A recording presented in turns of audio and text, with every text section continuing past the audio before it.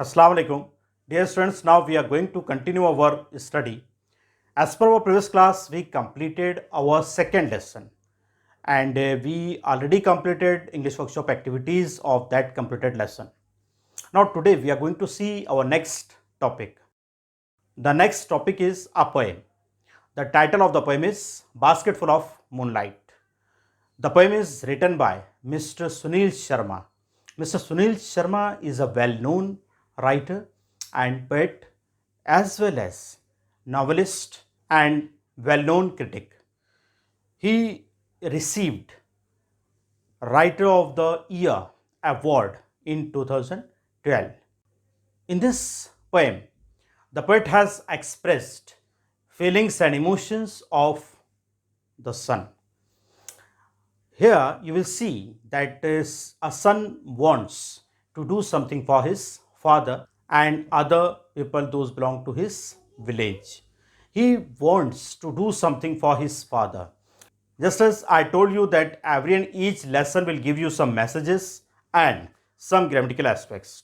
Here you will see that an important value or message, that how does a son expressed his feelings, his love for his father. He tried to express his emotions by asking some seeds of moonlight for removing the darkness of the road. Same as you will see some literary devices or poetic devices, just as in the first poem, we have learned some literary devices just like alliteration, repetition, antithesis. Same as here, you will learn some poetic devices also. And I suggest to you try to understand these devices also and try to find out these devices in other poems. Now let's begin today's poem, Basketful of Moonlight.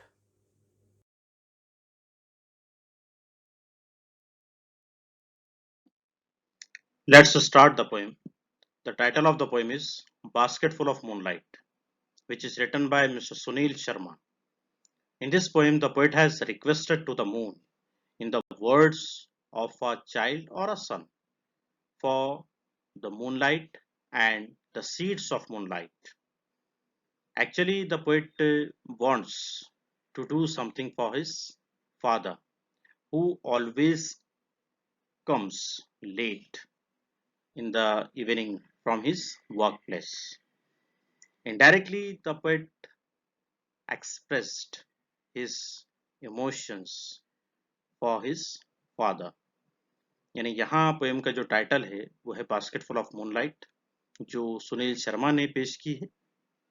इस poem में poet ने moon से दरख्वास्त पेश की है। किस लिए? मूनलाइट के लिए और यानी चांदनी के लिए और उसके बीजों के लिए। यानी यहाँ एक बच्चे के जहन पेश किया गया है, जो बच्चा अपने वालिद की मदद करना चाहता है और क्योंकि उसके जो वालिद है वो अपनी जो काम की जगह है वहाँ से आने में उन्हें ताख़ीर होती है, और एक बच्चे के जज्बात पेश किए गए हैं कि वो अपने वालिद की जो शफ़क़त है, मोहब्बत है, उसे हासिल करने के लिए कुछ करना चाहता है। आइए देखते हैं poem. O moon, give me moonlight, basketful or 2 baskets full with seeds of moonlight. यानी यहाँ पोएट क्या कर रहे हैं? एड्रेस कर रहे हैं डायरेक्टली मून को। गिव मी मूनलाइट, और कह रहे हैं कि मुझे मूनलाइट दो, और क्या दो? सीड्स। और कितने? बास्केटफुल और 2 बास्केट्स फुल। यानी यहाँ पे हमने जब कोई चीज की मकदार बहुत ज्यादा लेनी है तो उसके लिए हम इस्तेमाल कर सकते हैं। From the city to my village on the sides of the path I want to sow many small small moons of light. यानी पोएट क्या कह रहे हैं कि from the city to my village, यानी सिटी से लेकर विलेज तक, यानी शहर से लेकर गांव तक, on the sides of the path, path यहाँ रास्ते के लिए, जो रास्ते के जो दोनों साइड्स होते हैं वहां पे क्या करना चाहता हूँ? I want to sow many small small moons of light. यहाँ सो, SOW, सो हम इस्तेमाल करते हैं बीज बोने का जो अमल है उसके लिए। पोएट कह रहे हैं कि मैं बीज बोना चाहता हूँ। किस चीज के बीज? जो मून्स होते हैं रोशनी के, उन्हें बोना चाहता हूँ। The whole village goes to the city daily to work, it becomes dark on its way back. यानी यहाँ पे पोएट जो है वहाँ के हालात बता रहे हैं कि जो पूरा गांव है वो कहाँ जाता है, सिटी जाता है, किस लिए, वर्क करने के लिए, यानी किसी काम के सिलसिले में। And it becomes dark on it's way back, और उनके वापस आने तक क्या होता, डार्क, यानी यहाँ पे अंधेरे के लिए इस्तेमाल हुआ है। As my village is quite far, और यहाँ पे वजह भी बता रहे हैं कि जो उनका गांव है वो काफी दूर है। यहाँ फार जो इस्तेमाल हुआ है वो फासले के लिए या दूरी के लिए इस्तेमाल हुआ है। The route is tough and full of snakes and scorpions, और जो रास्ता है वो क्या है, टफ है, मुश्किल है। And full of snakes and scorpions, यानी वो सांपों से और बिच्छुओं से भरा हुआ है। Neither bus nor cart plies, यानी प्लाइज यहाँ पे हम ले सकते हैं travels regularly over a route, यानी किसी रास्ते पर रोजाना जो गाड़ियां चलती है। तो पोएट कह रहे हैं neither bus nor cart plies, यानी ना बस चलती है और ना ही कोई गाड़ी। When my father returns home, I am asleep. यानी जब मेरे फादर वापस आते हैं मैं सो चुका होता हूँ। And he goes back early in the morning, और वो क्या होता है, सुबह जल्द चले जाते हैं। while I am sleeping, यानी जिस वक्त मैं सो रहा होता हूँ।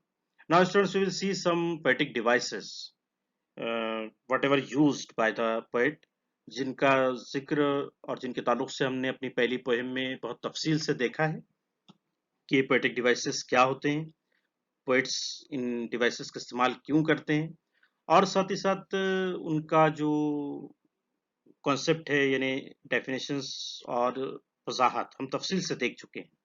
आइए देखिए यहाँ पे the first line, O moon. यहाँ पे आप देख रहे हैं क्या हो रहा है, पोएट जो है एड्रेस कर रहे हैं, डायरेक्टली एड्रेस कर रहे हैं किसे, मून को। और हमने देखा है अपने फर्स्ट पोएम में ही देखा है कि जब पोएट अपनी किसी लाइन में किसी इनएनिमेट ऑब्जेक्ट और एब्सेंट ऑब्जेक्ट को क्या करे, डायरेक्टली एड्रेस करे, तो वो फिगर ऑफ स्पीच कहलाती है एपोस्ट्रोफी। यानी यहां पर हम कह सकते हैं कि इस लाइन में पोएट ने क्या इस्तेमाल की है, apostrophe. See the next line, give me moonlight. यहाँ पे आप देख रहे हैं मी, मूनलाइट, यानी यहाँ me sounds are repeated, and we know very well that when poet repeats a particular sound in his any line, that figure of speech is known as alliteration। यानी यहां पर हम कह सकते हैं कि यहाँ पे पोएट ने क्या इस्तेमाल किए हैं, alliteration। See the eighth line, small small moons of light। यहाँ पर आप देख सकते हैं स्मॉल स्मॉल क्या हो रहा है, वर्ड रिपीट हो रहा है। मीन्स जब पोएट क्या करें, जब अपनी किसी लाइन में कोई पर्टिकुलर लफ्ज को, कोई पर्टिकुलर वर्ड को क्या करें, रिपीट करें 2 और मोर देन 2 टाइम्स, तो वो फिगर ऑफ स्पीच कहलाती है रिपीटेशन। यानी यहां पर हम कह सकते हैं कि इस लाइन में पोएट ने क्या इस्तेमाल किए हैं, repetition. Now see some questions whatever you have in your text book.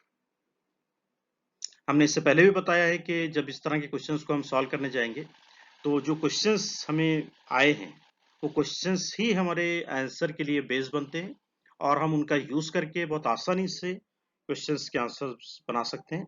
Now see what does the poet wish to get from the moon and why. यानी क्वेश्चन क्या हो रहा है कि जो पोएट है वो मून से क्या लेना चाहते हैं और क्यों। तो आप क्वेश्चन का सपोर्ट लेते हुए आंसर का स्टार्ट कर सकते हैं। द पोएट विश, अब यहाँ पे आप देख रहे हैं क्वेश्चन में डज है, तो मतलब यहाँ पे हम विश को ये से ऐड कर सकते हैं, विशेस हो जाएगा। The poet wishes to get, आप क्या लेना चाहते हैं, हमने देखा है moonlight and seeds of moonlight, तो हम यहाँ पे ऐड कर देंगे the poet wishes to get the moonlight and the seeds of moonlight from the moon. अब उसके बाद सेकंड पार्ट है क्वेश्चन में, भाई क्यों लेना चाहते हैं। अब हमने देखा है यहाँ पर कि पोएट ने कहे हैं कि भी I want to sow many small small moons of light, तो अब आप इसको, लेकिन यहाँ पर हमने एक चीज का ख्याल रखना है कि जो पोएम में स्ट्रक्चर इस्तेमाल किया जाता है वो पोएम के जो तकाजे हैं उसको पूरा करने के लिए इस्तेमाल किए जाते हैं। अब हमने यहाँ पे जब आंसर देना है तो जो सेंटेंस स्ट्रक्चर है उसके बेस पर हमने अपना आंसर देना है, तो आप इसमें ऐड कर सकते हैं for sowing small small moons of light, और कहाँ पे, ऑन द पाथ। अब यहाँ पे या on the sides of the path, ये भी आप ऐड कर सकते हैं। यानी यहाँ पर अपने पहले भी बताया कि क्या करना है, ध्यान रखना है कि पोएम में हमने जब आंसर बनाना है तो आप फैक्ट तो ले रहे हो पोएम से, बट आपको अपना जो सेंटेंस स्ट्रक्चर है उसको बेस बनाकर ही आंसर तैयार करना है। Now see the second question, why is the road from the city to the village dangerous. यानी जो सिटी से विलेज तक का जो रास्ता है वो क्यों डेंजरस है। तो यहाँ भी आप क्वेश्चन का सपोर्ट लेके आंसर का स्टार्ट कर सकते हो। The road from the city to the village, वही हेल्पिंग वर्ब यानी इज जो इस्तेमाल हुआ है वो आप ले सकते हैं यहाँ पे, इज डेंजरस। अब आपको रीजन देना है तो आप रीजन फैक्ट आप ले सकते हैं पोएम से। क्या? The route is tough and full of snakes and scorpions. तो अब यहाँ पे आपने क्या करना है, आंसर का स्टार्ट फिर से हम कर रहे हैं। The road from the city to the village is dangerous because it is full of snakes and scorpions. Now see whatever we have discussed now.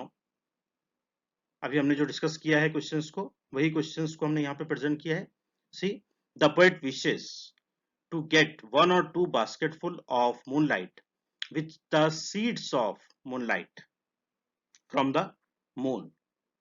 अभी इतना पार्ट हमने क्वेश्चन से लिया है, फिर उसका रीजन हमने दिया है, for sowing small small moons of light on the sides of the path.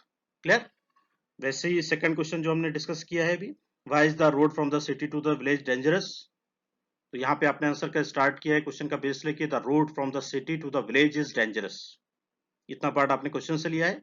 Then reason दे रहे हैं आप, because it is full of snakes and scorpions. Clear?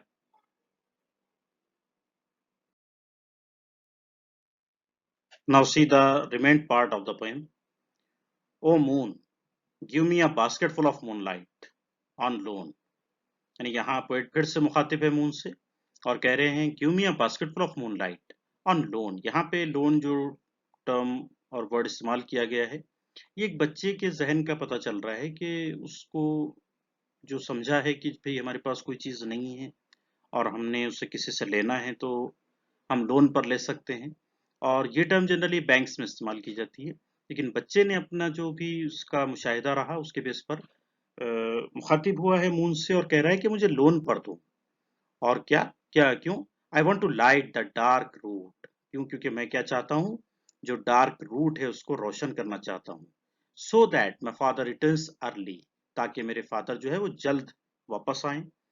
I too want to hear fairy tales and stories from him. यहाँ I too, ये T W too भी वाले sense में हम समझने के लिए ले सकते हैं कि ये पोएट कह रहे हैं मैं भी चाहता हूँ क्या, फेरी टेल्स और कहानियां सुनना अपने फादर से। ओ मून, फेरी टेल्स हम यहाँ पे परियों की कहानी के लिए ले सकते हैं समझने के लिए। O moon, give me a basket full of moonlight, फिर से मुखातिब हो रहे हैं पोएट और कह रहे हैं give me a basket full of moonlight. I want to sow seeds of moon, यानी मैं चाहता हूँ क्या करना, यानी जो सीड्स ऑफ मून है उन्हें बोना चाहता हूँ। On the sides of the path, यानी कहाँ पर, जो रास्ता है उसके दोनों जो साइड्स होते हैं वहां पर। Now see questions here, the third question, just as in the first part we had seen two questions, here we have third question. Why does the poet want his father home early? यहाँ भी आप question का support लेते हुए answer को form कर सकते हैं। द पोएट वांट, अब यहाँ आप देख रहे हैं जैसे हमने इससे पहले भी देखा है, हेल्पिंग वर्ब को बेस बना रहे हैं हम कि यहाँ डज है इसलिए आप वांट्स जिसने करना है कि ये क्यों हो रहा है, क्योंकि ये सिंपल प्रेजेंट टेंस में क्वेश्चन है और जिस टेंस में क्वेश्चन है उसी टेंस में हमने आंसर देना है। तो यहाँ क्वेश्चन हो रहा है the poet wants his father home early. अब क्यों हमने देखा है, यहाँ पे रीजन दिया है पोएट ने, क्या, I too want to hear fairy tales and stories from him. तो अब इसको बेस बना के आप उसका रीजन दे सकते हैं। क्या आप कर सकते हैं कि आपने स्टार्ट किया है the poet wants his father home early because he wants to hear fairy tales and stories from him, ऐसे भी आप कर सकते हैं। या फिर आप डायरेक्टली फॉर ऐड करके भी कर सकते हैं, for hearing fairy tales and stories from him. Now see the fourth question, how do you spend your evening time with your family members. अब यहाँ पर हम जो क्वेश्चन देख रहे हैं ये फुल्ली पर्सनल रिस्पॉन्स है, यानी आपसे पूछा जा रहा है कि आप जो आपका शाम का वक्त है वो आपके फैमिली मेंबर्स के साथ आप कैसे गुजारते हो। इसे भी हम जब आंसर देंगे तो क्वेश्चन का सपोर्ट लेते हुए हम स्टार्ट करेंगे। यहाँ पे क्वेश्चन में यू है, अब ये यू किस लिए है, क्योंकि आपसे क्वेश्चन हो रहा है, अब आपने आंसर देना है तो आप यू को आई में टर्न कर दोगे। आई स्पेंड योर, अब यहाँ पे यूर को माई में टर्न कर दोगे। I spend my evening time with your फिर से माय आप कर दोगे, माय फैमिली मेंबर्स, इतना पार्ट आपने क्वेश्चन से लिया है। अब इसके बाद आप जो करते हो वो आप ऐड कर दोगे। जैसे फॉर एग्जांपल आप कर सकते हो कि भाई I spend my evening time with my family members by helping them in their daily chores or household activities and by playing outdoor games. Now see whatever we have discussed, जो हमने अभी third question को discuss किया है, आप देख सकते हैं यहाँ पे the poet wants his father home early for hearing fairy tales और स्टोरीज फ्रॉम हिम। इसी तरह से जो हमने अभी फोर्थ क्वेश्चन को डिस्कस किया है, see here I usually spend my evening time with my family members, इतना पार्ट हमने क्वेश्चन से लिया है, by helping them in their daily chores and by playing some outdoor games. यहाँ पर आप इसमें जो भी आपको चेंज करना है कर सकते हैं, पर्सनल रिस्पॉन्स है, यानी आप जो करते हैं वो आप ऐड कर सकते हैं, लेकिन हमने समझना क्या था कि जो क्वेश्चन का सपोर्ट लेकर हमने आंसर बनाना है, ये हमको एक्चुअली समझना है कि जिस टेंस में क्वेश्चन है उसी टेंस में हमने आंसर देना है, और क्वेश्चन को बेस बनाकर अगर हम आंसर फॉर्म करते हैं तो ये हमारे लिए ज्यादा इफेक्टिव रहेगा।